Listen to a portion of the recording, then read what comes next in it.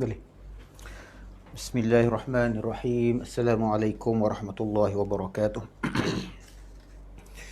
Ila hadratin Nabi Muhammadin sallallahu alaihi wa alihi wasallam, thumma ila arwahi azwajihi wa zurriyatihi wa ashabihi wattabi'in lahum bi ihsanin ila yaumiddin. Thumma ila arwahi kafatil anbiya'i wal mursalin wa awliya'illahi as-salihin wal ulama'il 'amilin وسادتنا الصوفية المحققين والدعاة المخلصين والمجاهدين الصادقين وإلى أرواح آبائنا ولأمهاتنا ولإخواننا من المسلمين والمسلمات وسائر المعلمين والجميع المسلمين والمسلمات والمؤمنين والمؤمنات الأحياء منهم والأموات لهم الفاتحة. أعوذ بالله من الشيطان الرجيم. بسم الله الرحمن الرحيم. الحمد لله رب العالمين الرحمن الرحيم مالك يوم الدين. إياك نعبد وإياك نستعين. اهدنا الصراط المستقيم صراط الذين أنعمت عليهم غير المغضوب عليهم ولا الضالين آمين. بسم الله والحمد لله والصلاة والسلام على سيدنا رسول الله محمد ابن عبد الله وعلى آله وصحبه ومن والاه. اللهم افتح علينا حكمتك وانشر علينا من خزائن رحمتك يا أرحم الراحمين. اللهم علمنا ما ينفعنا وانفعنا بما علمتنا وزدنا علما. سبحانك لا علم لنا إلا ما علمتنا إنك أنت العليم الحكيم. ولا حول ولا قوة إلا بالله العلي العظيم. لا إله إلا الله محمد رسول الله في كل لمحة ونفس عدد ما وسعه علم الله. Alhamdulillah, thumma alhamdulillah, kita bersyukur kepada Allah Subhanahu wa taala pada petang yang barakah ini kita diberi peluang dan kesempatan sekali lagi untuk bertemu membincangkan kitab Aqidah Ahlus Sunnah wal Jamaah, penjelasan sifat 50 karangan Syekhuna Kiai Muhammad Idrus Ramli hafizahullah. Dan pada petang ini kita akan menyempurnakan kitab ini. Kita akan membincangkan sambungan daripada perbincangan kita yang lalu tentang turunnya Nabi Isa di akhir zaman, dan nanti akan ditutup dengan perbincangan tentang Rasulullah sallallahu alaihi wasallam sebagai penutup para nabi. Dan insya-Allah petang ini kita akan menamatkan kitab ini dengan izin Allah Subhanahu wa taala. Baik, di halaman 264 ayat yang keempat, ayat Al-Quran yang menjadi dalil bahawa Nabi Isa alaihi salam akan turun ke dunia. Allah Subhanahu wa taala berfirman dalam Al-Quran, "Wa innahu la'ilmun lis-sa'ati fala tamtarunna biha." Surah Az-Zukhruf ayat 61 yang bermaksud, dan sesungguhnya Isa itu benar-benar memberikan pengetahuan tentang hari kiamat. Kerana itu janganlah kamu ragu-ragu tentang kiamat itu. Jadi ayat tersebut memberikan penjelasan bahawa Nabi Isa alaihi salam menjadi pengetahuan tentang hari kiamat, iaitu dengan turunnya beliau ke bumi. Pengetahuan kat sini maksudnya menjadi alamat, menjadi alamat tentang hari kiamat. Jadi bila dengan turunnya beliau ke bumi, berarti kiamat diketahui akan sudah dekat. Kerana itu jangan ragu-ragu tentang kiamat tersebut. Demikianlah penafsiran Rasulullah sallallahu alaihi wasallam. Al-Imam Ibn Hibban berkata dalam sahihnya, "Zikrul bayani bi anna nuzula Isa bin Maryam alaihi salam min a'lamis sa'ah. Akhbarana Muhammad bin al-Hasan bin al-Khalil qala haddathana Hisham bin Ammar qala haddathana al-Walid bin Muslim قال حدثنا شيبان بن عبد الرحمن عن عاصم عن أبي رزين عن أبي يحيى مولى ابن عفراء عن ابن عباس رضي الله عنهما عن النبي صلى الله عليه وآله وسلم في قوله وإنه لعلم للساعة قال نزول عيسى بن مريم من قبل يوم القيامة. Dengan sanad yang disebutkan tadi oleh Al-Imam Ibn Hibban, yang menyebutkan hadis ini menyebutkan penjelasan bahawa turunnya Nabi Isa ibn Maryam alaihi salam termasuk tanda-tanda kiamat. Jadi dengan sanad yang disebutkan tadi dari Ibn Abbas radhiyallahu anhuma dari Nabi sallallahu alaihi wasallam tentang firman Allah Ta'ala, wa innahu la'ilmul lisa'ah, dan sesungguhnya Isa itu benar-benar memberikan pengetahuan tentang hari kiamat, atau menjadi alamat tentang hari kiamat. Mana Nabi SAW bersabda yang mentafsirkan maksud ayat tersebut, artinya turunnya Isa bin Maryam sebelum hari kiamat. Jadi Nabi SAW mentafsirkan makna daripada surah Az-Zukhruf ayat 61 tadi dengan turunnya Nabi Isa bin Maryam sebelum hari kiamat. Demikian beberapa ayat Al-Quran yang menunjukkan bahawa Nabi Isa AS masih belum wafat, akan tetapi diangkat oleh Allah ke langit dan akan turun lagi ke bumi ketika menjelang hari kiamat. Sedangkan dalil-dalil hadis tentang belum wafatnya Nabi Isa AS dan turunnya beliau ke bumi menjelang hari kiamat sangat banyak sekali. Antara lain beberapa hadis berikut ini, iaitu hadis pertama daripada riwayat Abi Hurairah, an Abi Hurairah radhiyallahu anhu qala Rasulullah sallallahu alaihi wa alihi wasallam, wallazi nafsi biyadihi la yushikanna an yanzila fikum ibnu Maryam hakaman adlan fayaksira as-saliba wa yaqtula al-khinzira wa yad'a al-jizyata wa yafidha al-malu hatta la yaqbalahu ahad hatta takuna as-sajdatul wahidatu khairan minad dunya wa ma fiha. Thumma yaqulu Abu Hurairah, waqra'u in syi'tum wa in min ahlil kitabi illa la yu'minanna bihi qabla mautih wa yawmal qiyamati yakunu alaihim syahida. Dari Abi Hurairah radhiyallahu anhu, Rasulullah SAW bersabda, demi dia, iaitu Allah yang menguasai diriku, sesungguhnya bahawa putera Maryam, iaitu Nabi Isa AS, akan turun di antara kalian, iaitu orang-orang Islam. Ia akan menjadi hakim yang adil bagi manusia dan akan mematahkan salib. Maknanya dia akan memusnahkan, menghancurkan salib-salib, serta membunuh babi. Ia akan menghapuskan jizyah, iaitu pajak yang diambil dari non-Muslim yang berada dalam perlindungan pemerintahan Muslim. Akan mendatangkan kemakmuran sedemikian rupa sehingga tidak akan ada orang yang mahu menerima sedekah sehingga sujud satu kali lebih baik daripada dunia dan seisinya. Lalu Abu Hurairah berkata, bacalah jika kalian mahu firman Allah SWT yang bermaksud, tidak ada seorang pun dari ahli kitab kecuali akan beriman kepadanya, iaitu kepada Nabi Isa sebelum kematiannya. Dan di hari kiamat nanti Isa itu akan menjadi saksi terhadap mereka. Dalam surah An-Nisa ayat 159. Jadi ayat hadis di atas membicarakan tentang turunnya Nabi Isa AS menjelang hari kiamat. Dari redaksi hadis tersebut, yang perlu dijelaskan adalah sujud satu kali lebih baik daripada dunia dan seisinya. Maksudnya adalah umat Islam tidak ada yang mendekatkan diri kepada Allah dengan bersedekah. Kerana apa? Kerana pada masa itu kekayaan melimpah. Melimpahnya kekayaan pada saat itu. Ibadah mereka adalah memperbanyakkan solat kepada Allah Subhanahu wa taala. Jadi melimpahnya kekayaan pada saat itu sehingga tak ada orang yang mahu menerima sedekah, tidak ada orang yang mahu menerima zakat. Jadi disebutkan juga tadi bahawa Nabi Isa alaihissalam akan mematahkan salib atau menghancurkan salib serta membunuh babi. Kerana apa? Kerana salib itu adalah lambang bagi agama Kristian. Dan pada masa itu agama Kristian ni sudah tidak ada lagi. Kenapa? Kerana umat Kristian pada saat itu apabila mereka melihat turunnya Nabi Isa dan benar apa yang dinyatakan oleh agama Islam tentang Nabi Isa, maka mereka akan beramai-ramai beriman dengan Nabi Isa dan masuk ke dalam agama Islam, memeluk Islam. Dan salib kita tahu sebagai lambang agama Kristian yang memberi simbol bagi Trinity. Dan Nabi Isa AS tidak mengajarkan akidah Trinity.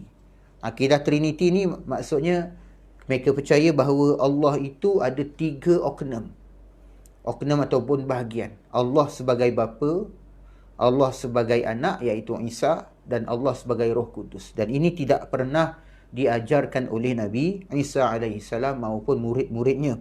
Tetapi adalah bid'ah yang dicetuskan oleh orang yang datang terkemudian, yang dapat dihubungkan dengan seorang yang bernama Paul.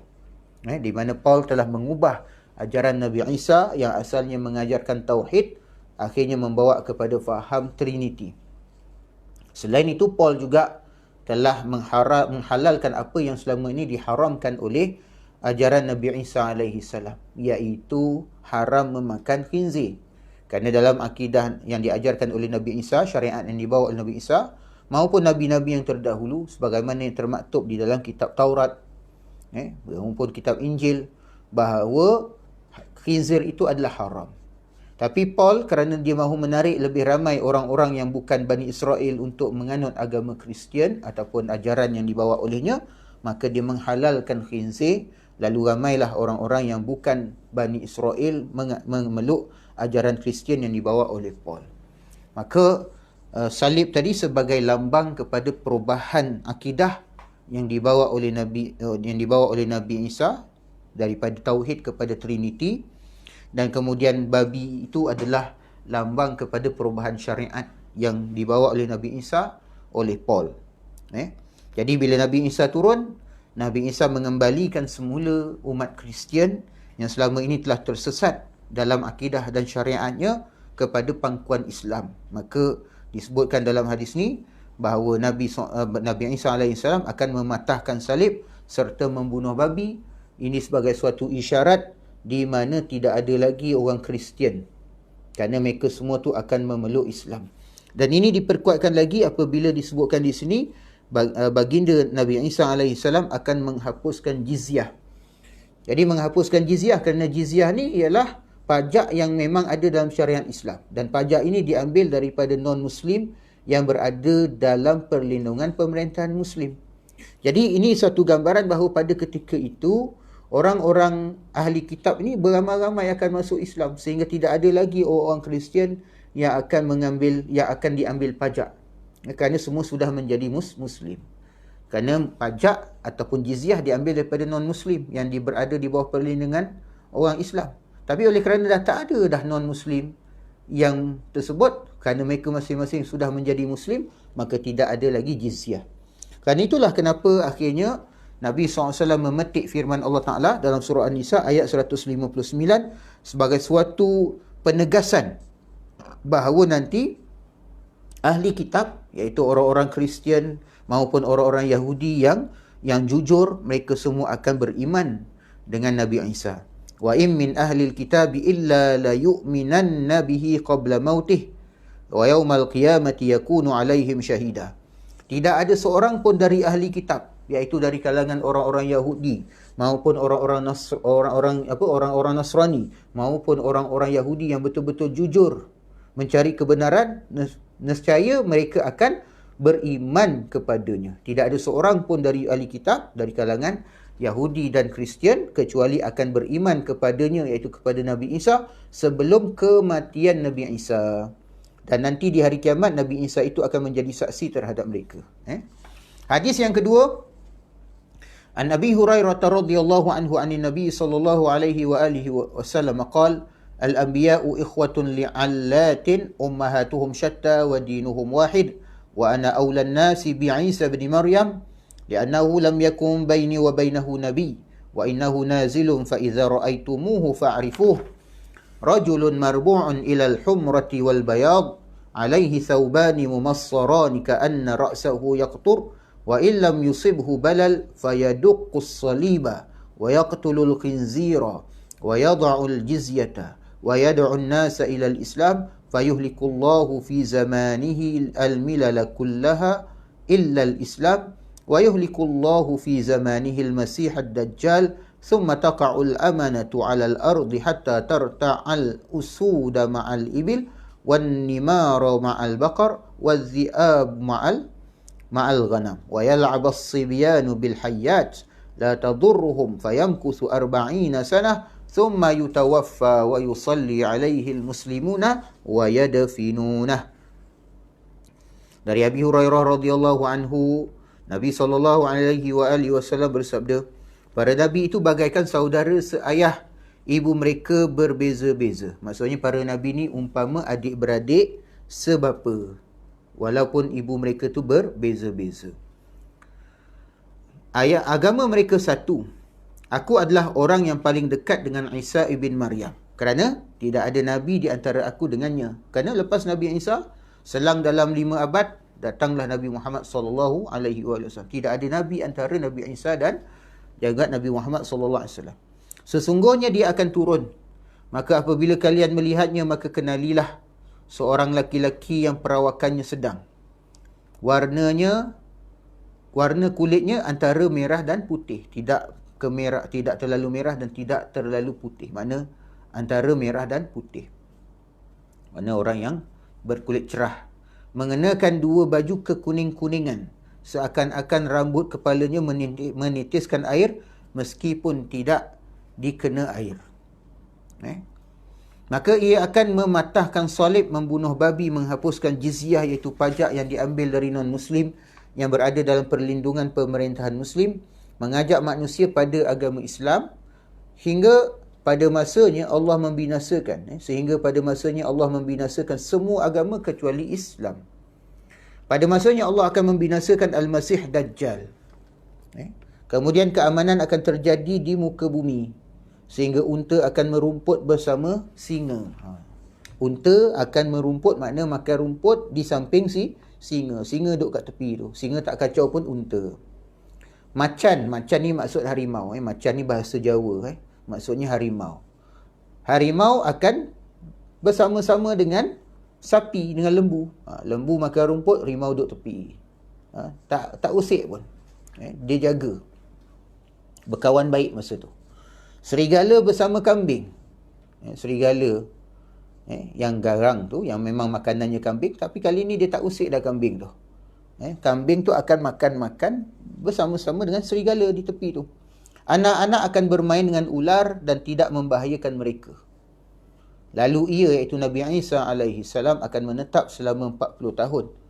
Menetap di dunia ini, hidup di muka bumi ini selama 40 tahun.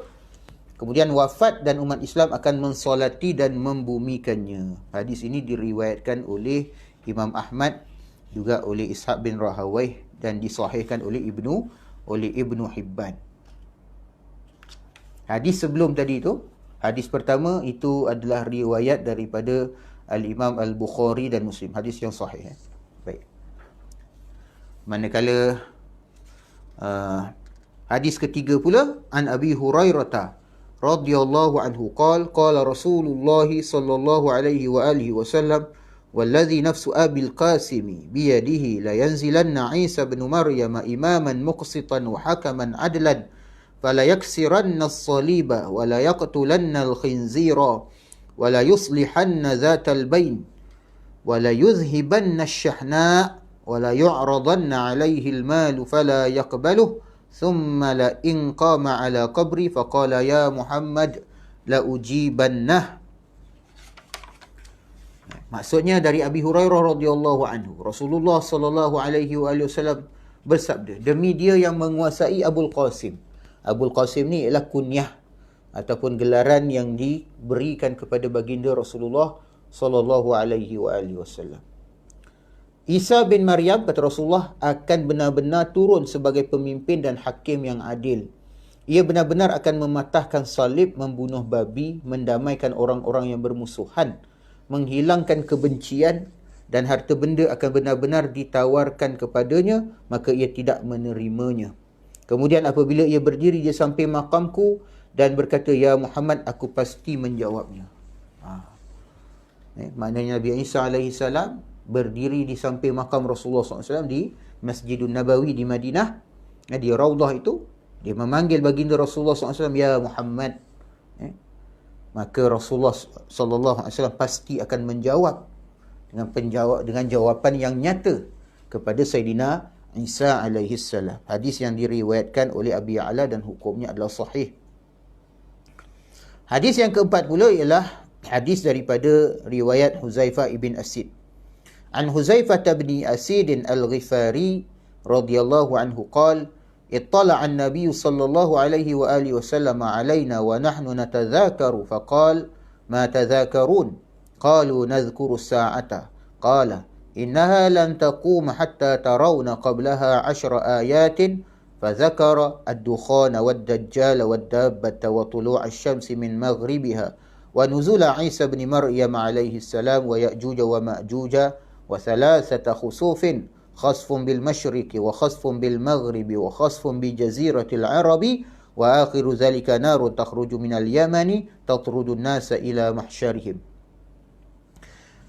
Dari riwayat Huzaifah bin Asid Al-Ghifari radhiyallahu anhu, Nabi SAW keluar kepada kami ketika kami sedang bertukar fikiran, berbincang-bincang. Nabi SAW bersabda, apa yang sedang kalian bicarakan? Apa yang kalian semua sedang bincangkan? Ma tazakarun, maksudnya apa yang kalian semua sedang bincangkan. Mereka berkata, kami membincangkan atau membicarakan tentang hari kiamat.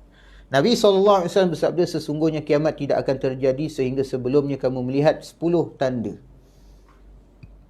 Apakah tanda-tanda itu? Nabi SAW menyebutkan asap, ad-dukhan, asap. Asap yang bagaimana? Wallahu ta'ala a'lam. Tapi disebutkan ad-dukhan. Kemudian Dajjal. Kemudian Dabbah. Dabbah ni sejenis binatang yang keluar dari perut bumi dan boleh berbicara. Dan dia boleh mengenal mana dia orang kafir dan mana orang mukmin. Kemudian matahari terbit dari barat. Matahari terbit daripada barat. Kemudian turunnya Isa bin Maryam alaihi salam. Kemudian Ya'juj dan Ma'juj, 3 longsor besar, iaitu longsor ni maksudnya khas tanah runtuh ataupun kita kata gelinciran lah. Gelinciran besar, longsor besar, iaitu di timur, satu longsor di timur, kemudian satu longsor di barat dan kemudian satu lagi longsor ataupun tanah runtuh, longsor ni di semenanjung Arab. Dan terakhir dari sedemikian itu adalah api yang keluar dari Yaman yang menggiring manusia ke tempat mahsyar mereka. Hadis ini adalah hadis sahih, diriwayatkan oleh Imam Muslim, At-Tirmizi, An-Nasa'i dan Ibni Majah. Hadis di atas membicarakan tentang tanda-tanda besar terjadinya hari kiamat. Hanya saja dalam redaksi hadis di atas, 10 tanda-tanda tersebut tidak disebutkan sesuai dengan urutan kejadiannya. Maknanya yang disebutkan oleh Nabi SAW itu tidak dengan susunan. Berikut ini adalah keterangan 10 tanda-tanda tersebut dengan susunannya. Disusun oleh Kiai Idrus Ramli di sini. Yang pertama sekali, asap. Jadi tersebut maksudnya adalah asap yang asap yang menyelimuti bumi selama 40 hari yang mengakibatkan orang-orang kafir seperti orang-orang mabuk. Sementara orang-orang mukmin hanya seperti terserang pilek, makna macam kena sesama atau demam. Makna gejala ringan lah, mild. Orang kafir dah macam orang mabuk lah. Kemudian yang kedua, B, keluarnya Dajjal yang buta sebelah. Untuk menguji keimanan. Semoga Allah Ta'ala menyelamatkan kita semua, anak keturunan kita, keluarga kita, generasi kita daripada fitnah Dajjal. Dan jangan ada di kalangan keluarga kita dan kalangan kita semua, keturunan kita yang terfitnah oleh Dajjal dan menjadi pengikutnya. Wal'iyazzubillah. Dengan membawa syurga dan neraka. Jadi Dajjal ni dia datang, dia bawa syurga, dia bawa neraka. Akan tetapi syurga yang dibawanya tu sebenarnya hakikatnya adalah neraka, sedang neraka yang dibawanya tu hakikatnya adalah syurga. Siapa yang masuk ke syurga Dajjal, artinya dia masuk ke neraka Allah. Siapa yang masuk neraka Dajjal, artinya dia masuk ke syurga Allah. Dia terbalikkan. Kerana makna kalimat Dajjal tu sendiri ialah memalsukan. Menampakkan yang hak tu batil, yang batil tu hak. Orang betul dikatakan salah, orang salah tu nanti akan dikatakan betul. Pada itu memang fitnah yang sangat besar. Jangan kita ingat fitnah Dajjal ni fitnah kecil. Fitnah yang sangat besar. Fitnah yang sangat besar. Yang sangat mengancam iman kita. Jadi kita mohon perlindungan kepada Allah SWT. Di antara amalannya ialah kita membaca Suratul Kahfi. Di mana Suratul Kahfi ini fadilat, antara fadilatnya ialah menyelamatkan si pembacanya itu daripada fitnah Dajjal. Pada hari Jumaat, daripada malam Jumaat sampailah ke petang Jumaat itu. Kemudian keluarnya binatang besar Dabbah pada masa-masa Al-Mahdi. pada masa Nabi Isa AS dan setelah matahari terbit dari barat. Kemudian turunnya Nabi Isa AS untuk membunuh Dajjal. Jadi Dajjal keluar dulu, baru kemudian turunnya Nabi Isa AS untuk membunuh Dajjal. Kemudian keluarnya Ya'juj dan Ma'juj yang akan meminum air di muka bumi. Lalu manusia mencari perlindungan dari mereka bersama dengan Nabi Isa AS. Kemudian Allah mengirim ulat-ulat pada tengkuk-tengkuk mereka yang akan membunuh mereka sehingga muka bumi menjadi bau sebab bangkai mereka. Jadi Ya'juj Ma'juj ni ada orang kata gegasi. Ada antara ulama kata tak, dia jenis manusia biasa tetapi diberikan kekuatan yang luar biasa. Dia daripada jenis bangsa manusia yang diberi kekuatan yang luar biasa. Menurut pandangan sebahagian daripada ulama. Kemudian matahari terbit dari barat. Jadi kalau dalam hadis tadi disebut matahari terbit daripada barat, barulah kemudian turunnya Nabi Isa. Tapi itu sebab Nabi SAW dia tak sebut berdasarkan susunan. Tapi kalau disusun, Nabi Isa turun dulu, kemudian Mahdi keluar dulu, kemudian adanya Nabi Isa, kemudian adanya Ya'juj Ma'juj. Setelah itu barulah matahari terbit dari barat. Pada saat itu seluruh manusia akan beriman pada Allah. Kerana tengok matahari terbit daripada barat, orang kafir pun jadi beriman. Tetapi pada hari itu, ketika dah terbit matahari daripada barat, iman sudah lagi tidak diterima. Keimanan seseorang tidak lagi bermanfaat kecuali orang yang beriman sejak sebelumnya. Kalau nak beriman sebelum daripada terbit matahari daripada barat. Bila matahari dah terbit daripada barat, kalau mengucap 2 kalimah syahadah sampai putus lidah sekalipun tidak diterima oleh Allah Subhanahu wa taala. Kemudian G3 longsor besar ataupun tanah runtuh ataupun gelinciran besar, iaitu di timur, barat dan semenanjung Arab, dan ini merupakan 3 tanda-tanda. Jadi 3 longsor tu 3 tanda lah. Kemudian api yang keluar dari Yaman menyebabkan manusia meninggalkan rumah mereka dan mencari tempat perlindungan. Kejadian ini terjadi sebelum hari kiamat. Jadi dalam sebahagian riwayat ada angin yang melempar manusia ke lautan. Ini tanda ke-10. Ini disebutkan oleh Mulla Ali Qari dalam kitabnya Mirqatul Mafatih, syarah bagi kitab Mishkatul Masabih. Begitu juga dinyatakan oleh Syekh Amin Al-Harari dalam kitabnya Al-Kawkabul Wahhaj, syarah bagi Sahih Muslim Ibnul Hajjaj. Hadis yang kelima ialah hadis Ibnu Abbas radhiyallahu anhuma. An Ibni Abbas radhiyallahu anhuma qala ad-dajjalu awwalu man yattabi'uhu 70,000 minal yahud alaihim at-tijan wa hiya al-akyisatu min sufin akhdar ya'ni bihi at-tayalisah wa ma'ahu saharatul yahudi ya'maluna al-ajaiba wa yurawnaha an-nasa fayudillunahum biha wa huwa awaru mamsuhul ayn al-yumna yusallatihu Allah ala rajulin min hadhihi al-ummati fayaqtuluhu thumma yadribuhu fayuhyihi thumma la yasilu ila qatlihi wa la yusallatu ala ghairihi wa yakunu ayatu khurujihi tarkahumul amra bil ma'ruf wan nahya 'anil munkar wa tahawunan bid dima' wa dhayya'ul hukma wa akalur riba wa syayyadul bina' wa syaribul khumura wa takhazul qiyana wa labisul harira wa azharu tirata ali fir'aun wa naqadul ahda wa tafaqahu li ghairi ad-din wa zayyanul masajida wa kharrabul quluba wa qata'ul arhama wa kasratil qurra wa qallatil fuqaha wa 'uttilatil hudud wa tashabbaha ar-rijalu bin nisa' wan nisa' bir rijal fatakafa ar-rijalu bir rijal wan nisa'u bin nisa' ba'atsallahu alaihim ad-dajjal fasullita alaihim hatta yantaqima minhum wa yanjaza al-mu'minuna ila baitil maqdis. Qala Ibnu Abbas radhiyallahu anhuma qala Rasulullah sallallahu alaihi wa alihi wasallam فعند ذلك ينزل أخي عيسى بن مريم من السماء على جبل أفيق إماما هاديا وحكما عادلا عليه برنس له مربوع الخلق أصلة سبط الشعر بيده حربة يقتل الدجال فإذا قتل الدجال تضع الحرب أوزارها وكان السلم فيلقى الرجل الأسد فلا يهيجه ويأخذ الحية فلا تضره وتنبت الأرض كنباتها على عهد آدم ويؤمن به أهل الأرض ويكون الناس أهل ملة واحدة.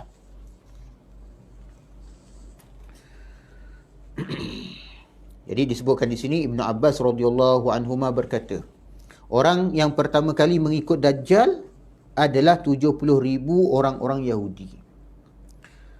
Sifat mereka bagaimana? Mereka memakai mahkota, iaitu selimut dari wool berwarna hijau. Wool ni makna sejenis kain bulu berwarna hijau, iaitu baju kebesaran. Kalau kita tengok macam pakaian setengah-setengah raja-raja tu, dia ada pakai mahkota, kemudian ada baju kebesaran. Ia bersama para penyihir Yahudi, makna Dajjal ni akan bersama dengan ahli-ahli sihir Yahudi yang melakukan banyak keanehan dan diperlihatkan kepada manusia, sehingga menyesatkan mereka dengan sihir tersebut. Ramai terpedaya dengan sihir yang ditunjukkan itu. Dajjal buta sebelah mata kanan, buta sebelah, iaitu mata sebelah kanannya terhapus. Allah memberinya kekuasaan untuk menangkap seorang lelaki dari umat Islam ini, lalu membunuhnya, memukulnya dan menghidupkannya kembali. Jadi ada seorang lelaki, dia datang bertemu dengan Dajjal, lalu memarahi Dajjal, memaki Dajjal. Lalu Dajjal pun menangkap lelaki itu, dibelahnya lelaki itu, dibunuhlah, dibelah dua, dan kemudian dicantumkan kembali, dihidupkan kembali. Kononnya Dajjal nak tunjukkan kekuasaan yang dakwaan dia tu Tuhan. Tapi bila lelaki itu hidup kembali, dia kata, aku makin yakin lagi bahawa engkau ini memang dah Dajjal. Maka lelaki itu pun cuba ditangkap lagi, tapi tak dapat. Setelah itu ia tidak akan mampu menguasai selain orang tersebut. Maknanya itu adalah orang terakhir yang berjaya dikuasai oleh Dajjal, yang kemudian dibunuh tadi saya dah ceritakan. Kemudian lelaki itu hidup kembali dan dia dapat melarikan diri dan menyelamatkan diri daripada Dajjal. Lepas tu tak ada lagi dah orang-orang yang dapat dikuasai oleh Dajjal. Tanda-tanda akan keluarnya Dajjal. Apakah tanda-tanda keluarnya Dajjal? Di sini Abdullah bin Abbas menyebutkan beberapa tanda keluarnya Dajjal. Pertama, kata di sini ialah ketika mereka meninggalkan amar ma'ruf dan nahi munkar. Amar ma'ruf nahi munkar dah tak berjalan. Artinya apa? Artinya kemungkaran tu dah semakin berleluasa sehingga tak ada lagi orang yang nak cegah. Kebaikan tu menjadi semakin asing sehingga tak ada orang yang mengajak, menyuruh kepada kebaikan. Orang lebih berminat kepada perkara munkar daripada perkara yang ma'ruf. Jadi bila amar ma'ruf nahi munkar dah tak berjalan, maka itu tanda Dajjal nak keluar. Kemudian mereka meremehkan penumpahan darah manusia. Jadi tumpah darah ni pembunuhan lah maksudnya. Pembunuhan dan peperangan itu berlaku dengan berleluasa, dengan banyak. Orang tak rasa risau, tak takut. Membunuh orang-orang yang tidak bersalah tidak lagi dianggap sebagai beban. Bahkan dijadikan sebagai alat politik. Kemudian mengabaikan hukum agama. Jadi hukum-hukum agama ni dah tak dianggap penting, tak jadi pedoman dalam kehidupan. Dalam kehidupan individu, kehidupan berkeluarga, kehidupan masyarakat, kehidupan bernegara dan kehidupan sehari-harian kita. Hukum agama ni sudah tidak dirujuk dalam seluruh aspek kehidupan. Daripada kehidupan individu sampailah kehidupan bernegara. Dan sebaliknya digantikan dengan hukum-hukum yang bukan hukum Islam. Digantikan dengan hukum-hukum positif, maksudnya hukum-hukum ciptaan manusia, khususnya yang dicipta oleh orang-orang barat, dicipta oleh para penjajah, dikekalkan menjadi hukum yang didaulatkan, mengatasi hukum agama. Baliknya, hukum-hukum yang dicipta oleh manusia ni pula digunakan untuk membatalkan hukum agama. Itu antara tanda nak keluarnya Dajjal. Ini berlaku di seluruh dunia, di seluruh negara umat Islam. Semua berlaku perkara yang tersebut. Kemudian, memakan riba. Ini memang sudah jelas. Riba ni sudah menjadi satu hal biasa melalui sistem perbankan dan juga sistem-sistem pinjaman dan sebagainya, pegadaian.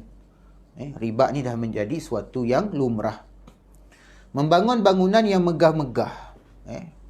Berlumba-lumba nak membangun bangunan yang megah-megah, hebat-hebat. Di mana-mana saja. Termasuklah di negara-negara umat Islam. Ini ada disebutkan dalam hadis-hadis yang lain. Bila Jibril tanya, apakah tanda-tanda kiamat? Antara lain, orang-orang yang dulunya berkaki ayam, orang-orang yang dulunya tak berpakaian, akhirnya yatatawaluna fil bunyan, berlumba-lumba untuk meninggikan bangunan. Contoh kita lihat di Mekah, Menara Zamzam. Di Dubai, Buruj. Di negara kita lebih hebat lagi, ada banyak bangunan tinggi. Menara Berkembar, Menara KL, Menara T-Rex, Menara Tunku Abdul Rahman, macam-macam menara. Apa tujuan dia? Tujuannya nak bermegah-megah sahaja. Kemudian meminum khamar. Jadi meminum khamar ni arak lah. Makna arak tu dah diminum dengan biasa, luar biasa, dengan berbagai jenama. Membuat para bidwanita, maksudnya penyanyi-penyanyi wanita, bidwanita, dipuja-puji. Banyak program-program untuk melahirkan para bidwanita, para penyanyi-penyanyi, khususnya dari kalangan kaum wanita.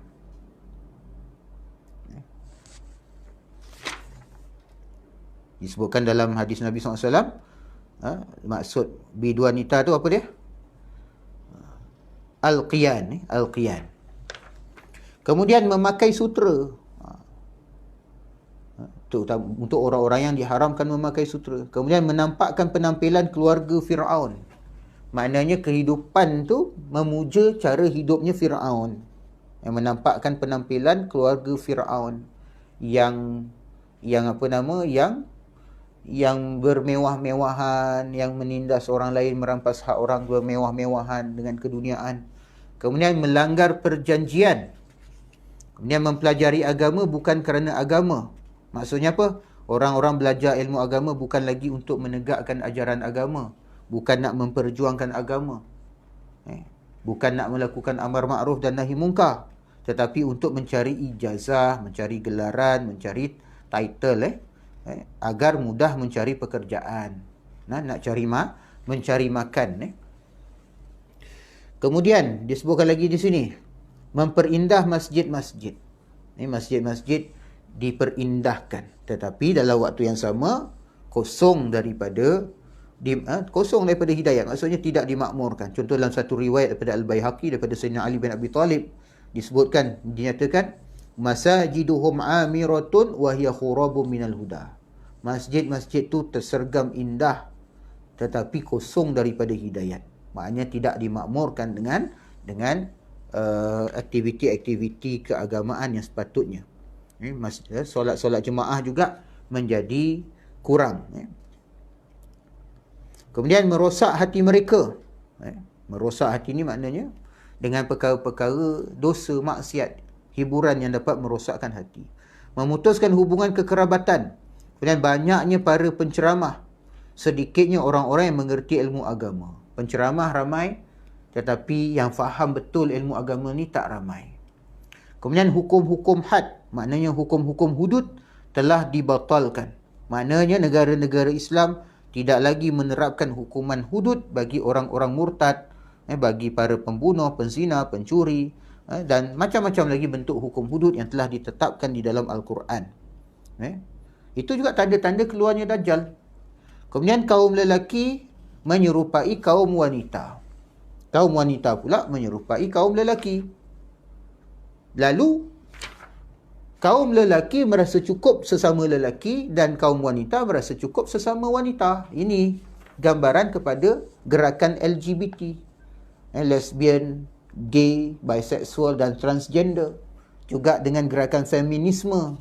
Gerakan feminisme yang merupakan sebenarnya antara tanda-tanda keluarnya Dajjal. Lalu Allah mengirimkan Dajjal kepada mereka. Jadi golongan LGBT ni semua tentera-tentera Dajjal. Pejuang-pejuang feminisme yang sekular tu, mereka tu semua adalah panglima-panglimanya Dajjal. Golongan liberal dan semua sekular itu semua adalah tentera-tenteranya Dajjal. Ia menguasai mereka sehingga menyeksa mereka, dan orang-orang yang beriman berlindung di Baitul Maqdis. Nak tunjukkan bagaimana gerakan LGBT, feminisme, sekularisme ni, liberalisme ni menjadi begitu kuat sehingga akhirnya muncullah Dajjal, dan Dajjal ni akan menguasai mereka. Maknanya menguasai orang manusia ni sehingga menyeksa mereka. Yang mana tak nak ikut dia akan diseksa. Dan orang-orang beriman akan berlindung ke mana? Di Baitul Maqdis, di Palestin. Ibn Abbas radhiyallahu anhuma berkata, Rasulullah SAW bersabda, pada saat itu saudaraku Isa ibn Maryam turun dari langit ke atas gunung Afiq. Maknanya dalam keadaan huru-hara fitnah Dajjal tersebut, Nabi Isa pun turun sebagai pemimpin yang membawa petunjuk dan hakim yang adil. Ia memakai baju luar panjang yang bertutup kepala. Perawakannya sedang, sederhana. Pemberani, rambutnya terurai, tangannya memegang tombak untuk membunuh Dajjal. Apabila dia telah membunuh Dajjal, maka peperangan berakhir dan terjadilah perdamaian. Setelah itu seorang laki-laki bertemu dengan singa tidak akan mengejutkannya. Dia dah tak terkejut dah. Nampak singa ni biasalah, macam nampak kucing lah, biasa je. Tak ada apa lah. Ia mengambil ular, maka ular tu tidak akan membahayakannya. Bumi akan menumbuhkan tanamannya seperti tumbuh-tumbuhan pada masa Nabi Adam AS. Maksudnya zaman Nabi Adam AS tu bumi begitu subur. Maknanya yang kita nampak hari ni padang pasir dulu merupakan kawasan yang sangat subur dengan tanam-tanaman. Jadi bumi akan kembali menjadi subur sebagaimana zaman Nabi Adam AS. Penduduk bumi akan beriman kepadanya, iaitu pada Nabi Isa AS, dan manusia menjadi pengikut satu agama. Manusia semua akan menjadi Muslim. Mana yang kafir tu, mereka kekal kafir tu nanti akan berhadapan dengan bencana hari kiamat. Ini adalah hadis yang diriwayatkan oleh Ishaq bin Bishr dan oleh Ibnu Asakir dalam Tarikh Dimashq, dan juga disebutkan oleh Al-Hafiz Suyuti dalam Al-Jamu' Al-Jawami', manakala Al-Muttaqi Al-Hindi menyatakannya dalam Kanzul Ummal. Dan Al-Ghumari ada menyatakan dalam Sidi Abdullah bin Siddiq Al-Ghumari ada menyatakan dalam kitabnya Mawsu'ah Al-Ghumari. Demikian beberapa dalil dari ayat Al-Quran dan hadis-hadis Nabi SAW yang dapat kami kutip di sini tentang masa hidupnya Nabi Isa AS dan akan turunnya beliau ketika menjelang hari kiamat. Hadis-hadis tentang turunnya Nabi Isa AS mencapai darjat mutawatir. Maksud mutawatir di sini bukan mutawatir lafzi, tetapi mutawatir maknawi. Maknanya mencapai lebih 60 hadis diriwayatkan daripada 28 jalur para sahabat dan 3 jalur tabi'in secara mursal, selain jalur-jalur yang mauquf dan maqtu'. Jadi himpunan daripada semua jalur riwayat tersebut menjadikan hadis-hadis tentang berita tentang Mahdi ni, berita tentang turunnya Nabi Isa ni, berita tentang turunnya Nabi Isa ni sampai kepada darjat mutawatir yang maknawi, dan pengetahuannya tu adalah pengetahuan yang qat'i. Pengetahuan yang qat'i, yang pasti, yang tidak dapat dibantahkan, yang meyakinkan. Dia bukan zanni lagi dah. Oleh kerana itu para ulama menegaskan bahawa orang yang tidak mempercayai turunnya Nabi Isa AS, bererti orang tersebut adalah murtad dan keluar dari Islam. Siapa tak percaya turunnya Nabi Isa AS di akhir zaman, maka dikira murtad, bukan seorang Muslim lagi dah. Jadi itu hadis. Kenapa? Kerana hadis ni dah sampai darjat mutawatir. Sama ada yang betul-betul, yang terus bersambung daripada jalur para sahabat. Ada yang mursal. Mursal maknanya rawi di antara tabi'in dengan Rasulullah tu, iaitu sahabat tu gugur, tak disebutkan nama sahabat. Okey. Ada kemudian hadis-hadis sama ada yang bersifat marfu', maknanya yang diucapkan oleh Rasulullah SAW, ataupun mauquf, iaitu kata-kata sahabat seperti yang diucapkan oleh Ibnu Abbas tadi itu adalah hadis mauquf, ataupun maqtu', iaitu hadis yang diucapkan oleh tabi'in. Jadi berhati-hati dalam masalah ini. Siapa yang mengingkari turunnya Nabi Isa AS ke dunia di akhir zaman, bererti orang itu telah murtad dan keluar dari Islam.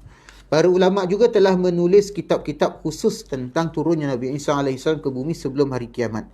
Antaranya Imam As-Suyuti ada karang kitab Al-I'lam bi Hukmi Isa alaihi salam. Maulana Muhammad Anwar Shah Al-Kashmiri menulis kitab At-Tasrih bima tawatara fi nuzulil Masih.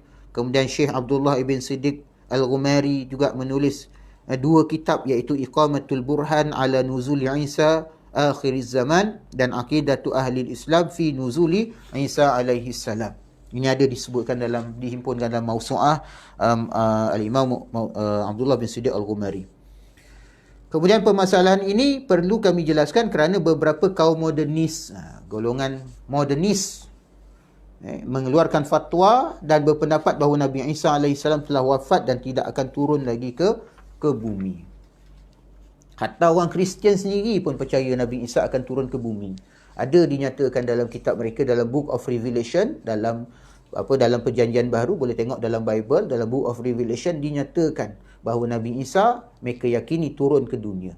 Cuma beza antara kita dengan orang Kristian, orang Kristian percaya Nabi Isa tu dia mati disalib, lalu kemudian dikebumikan, dan 3 hari sesudah itu dia hidup kembali dengan hidup yang benar dan diangkat ke langit. Adapun kita orang beriman, orang mukmin, Muslim percaya bahawa Nabi Isa tidak mati disalib, dia selamat. Sebaliknya orang lain yang disalib diserupakan dengan Nabi Isa, dan Nabi Isa tu diangkat ke langit dan nanti akan turun ke dunia. Tu bezanya. Tapi sama-sama percaya Nabi Isa akan turun ke dunia. Sebab tu nanti akhir zaman kenapa orang Kristian akan cepat-cepat masuk Islam bila dia dah nampak Nabi Isa alaihi salam.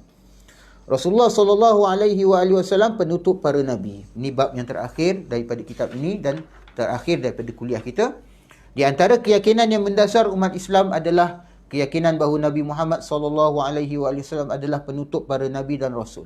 Sedangkan syariatnya adalah syariat terakhir yang tidak akan diganti hingga hari kiamat. Orang yang meyakini kenabian seseorang setelah Rasulullah SAW, maknanya dia percaya ada nabi sesudah Nabi Muhammad SAW, adalah murtad dan keluar dari agama Islam. Maknanya pengikut, contohnya dulu ada seorang mengaku dia Rasul Kahar contohnya, murtad, bukan Islam lagi dah. Orang yang percaya dengan ajaran Qadiani, percaya bahawa Mirza Ghulam Ahmad, pengasas bagi ajaran Qadiani itu sebagai Nabi sesudah Nabi Muhammad, maka murtad, bukan Islam. Agama Bahai, yang asalnya dulu mereka adalah orang Islam, tapi kemudian mereka percaya bahawa Bahaullah itu adalah Nabi, maka mereka juga murtad. Atau siapa-siapa saja yang mengatakan ada lagi Nabi sesudah Nabi Muhammad SAW, maka mereka itu adalah murtad dan keluar daripada agama Islam. Allah SWT berfirman dalam Al-Quran, "Walakin Rasulullahi wa khataman nabiyyin." Tetapi dia, iaitu Nabi Muhammad SAW, adalah Rasulullah dan penutup para nabi, penutup nabi-nabi. Surah Al-Ahzab ayat 40. Ayat di atas menegaskan bahawa Rasulullah SAW adalah penutup para nabi. Sudah barang tentu beliau juga penutup para rasul, kerana darjat kerasulan lebih tinggi daripada darjat kenabian. Setiap rasul pasti seorang nabi. Setiap nabi belum tentu seorang rasul. Setiap rasul pasti seorang nabi, tetapi setiap nabi belum tentu seorang rasul. Itu kita dah bincangkan di awal lagi. Selain ayat Al-Quran di atas, hadis-hadis yang menetapkan bahawa Rasulullah SAW adalah nabi terakhir sangat banyak dan mencapai tingkatan mutawatir. Hadis-hadis tersebut antara lain adalah an Jubair ibni Mut'im anna Rasul radhiyallahu anhu anna Rasulullah sallallahu alaihi wa alihi wasallam qala inna li asma'an ana Muhammadun wa ana Ahmadu wa ana al-mahi alladhi yamhu Allahu biyal kufra wa ana al-hashiru alladhi yuhsharu an-nasu ala qadamayya wa ana al-aqibu alladhi laysa ba'dahu ahad. Dari Sayyidina Jubair bin Mut'im radhiyallahu anhu, Rasulullah SAW bersabda, aku memiliki beberapa nama. Jadi di antara nama Rasulullah SAW, Nabi menyebutkan di sini, aku Muhammad, aku Ahmad, aku Al-Mahi. Maksud Al-Mahi, sang penghapus di mana Allah menghapuskan kekufuran denganku. Dan kemudian aku ada Al-Hashir, iaitu sang pengumpul di mana manusia akan dikumpulkan pada kedua telapak kakiku. Maksudnya masing-masing akan dimasyarkan di hadapan Rasulullah SAW. Dan aku Al-Aqib, yang maksudnya terakhir. Yang terakhir artinya tidak ada Nabi lagi sesudahku. Hadis yang diriwayatkan oleh Imam Muslim, hadis yang sahih.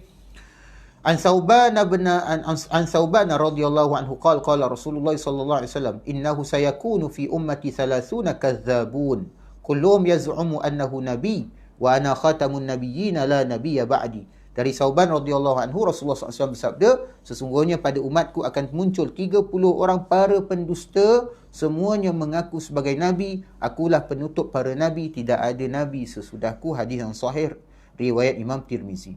Jadi hadis di atas menegaskan bahawa orang yang mengaku sebagai Nabi setelah Rasulullah SAW adalah para pendusta. An Abi Hurairah radhiyallahu anhu anin Nabi sallallahu alaihi wa alihi wasallam qala kanat banu Israila tasusuhumul anbiya kullama halaka nabiyyun khalafahu nabiyyun wa innahu la nabiyya ba'di. Dari Abu Hurairah radhiyallahu anhu, Nabi SAW bersabda, kaum Bani Israel selalu dipimpin oleh para nabi. Setiap meninggalnya seorang nabi, maka diganti oleh nabi berikutnya. Sesungguhnya sesudahku tidak ada nabi lagi. Dan dalam riwayat lain disebutkan, kalau orang Bani Israel dipimpin oleh para nabi, maka umat Islam dipimpin oleh para ulama. Wa ulama ummati ka anbiya'i Bani Israel, kata Rasulullah. Ulama umatku itu kedudukannya, maksud kedudukan ni peranan yang dimainkannya adalah sebagaimana peranan para nabi dalam kalangan Bani Israel. Kerana Bani Israel dipimpin oleh para nabi. Sedangkan umat Nabi Muhammad, kerana dah tak ada nabi sesudah baginda Rasulullah SAW, maka peranan kepemimpinan itu adalah pada tangan para ulama. Al-ulama warasatul anbiya. Ulama adalah pewaris para nabi. Hadis yang diriwayatkan oleh Al-Bukhari dan juga Imam Muslim.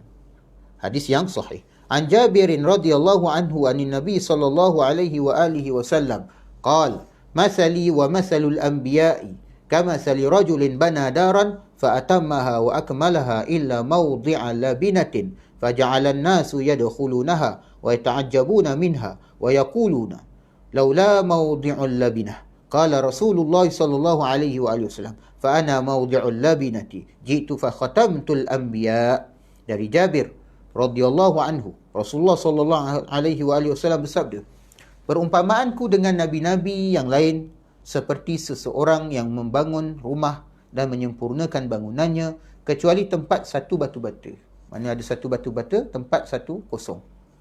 Lalu orang-orang yang memasuki rumah itu akan mengaguminya, hebatnya rumah yang dibina tersebut. Mereka berkata, seandainya tidak ada tempat satu batu bata yang masih kosong, alangkah sempurnanya rumah ini. Maknanya, kalaulah sekiranya tempat kosong yang diletakkan, yang tak ada batu bata itu diletakkan dengan satu batu bata, nescaya rumah itu akan menjadi lebih cantik, lebih sempurna. Maka Rasulullah SAW bersabda, aku adalah tempat satu batu bata itu. Aku datang dan menutup para nabi. Maknanya Rasulullah SAW akan menyempurnakan rumah tersebut. Ibarat batu bata menyempurnakan rumah tersebut. Maknanya Rasulullah SAW akan menyempurnakan silsilah kenabian, dan tidak ada lagi nabi sesudah Rasulullah SAW. Maknanya apa? Sempurnalah agama Allah Subhanahu wa taala. Al-yawma akmaltu lakum dinakum wa atmamtu alaikum ni'mati wa raditu lakumul Islam madina.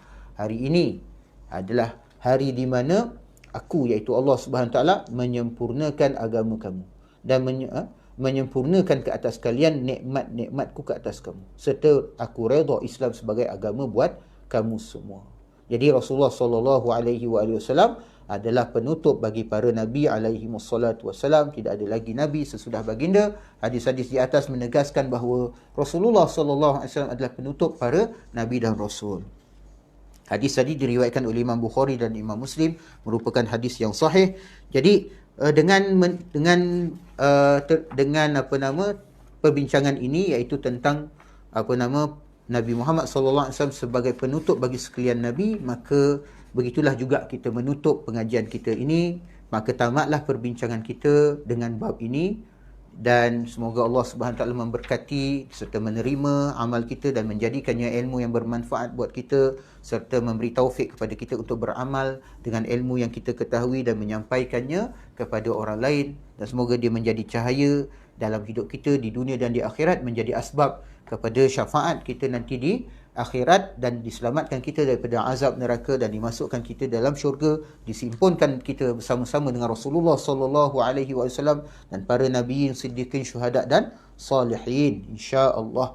Amin ya rabbal alamin. Dan kita akhiri dengan doa penutup yang dituliskan di sini oleh Kiai Syekhuna Kiai Muhammad Idris Ramli. A'udzubillahi minasyaitonirrajim. Bismillahirrahmanirrahim. Alhamdulillahillazi hadana lihadza wa ma kunna linahtadiya laula an hadanallah. اللهم صل على محمد عبدك ورسولك النبي الأمي وعلى آل محمد وأزواجه وذريته كما صليت على إبراهيم وعلى آل إبراهيم وبارك على محمد النبي الأمي وعلى آل محمد وأزواجه وذريته كما باركت على إبراهيم وعلى آل إبراهيم في العالمين إنك حميد مجيد سبحانك اللهم وبحمدك أشهد أن لا إله إلا أنت أستغفرك وأتوب إليك والعصر إن الإنسان لفي خسر إلا الذين آمنوا وعملوا الصالحات وتواصوا بالحق وتواصوا بالصبر وبالله التوفيق والهداية والسلام عليكم ورحمة الله وبركاته.